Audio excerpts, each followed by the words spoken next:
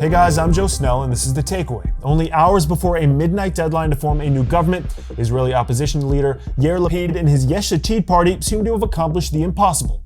His coalition oust Prime Minister Benjamin Netanyahu received a last-minute boost with the help of Mansour Abbas, the head of the Arab Ram party. Afif Abu Much writes that for the first time in decades, an Arab party is fully and openly participating in the political game.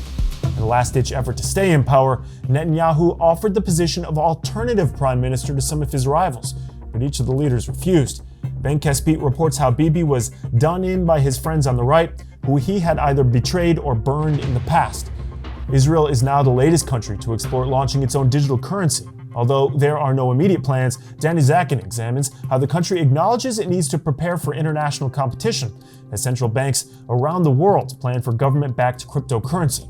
And the Israeli government is in talks with Amazon and Google about developing its own cloud service. Meanwhile, in Syria, President Bashar al-Assad praised Hamas last month during a meeting of Palestinian factions. Remember, in 2012, Hamas backed the opposition seeking to topple Assad. Now, however, one Hamas leader told Al Monitor they're not closing any doors that serve their cause, including Syria. Rumors over a possible reconciliation between Hamas and Syria hasn't exactly gone over well with many Palestinians, writes Adnan Abu Amr. In Ethiopia, construction of the Grand Ethiopian Renaissance Dam has brought the country's rivals closer together.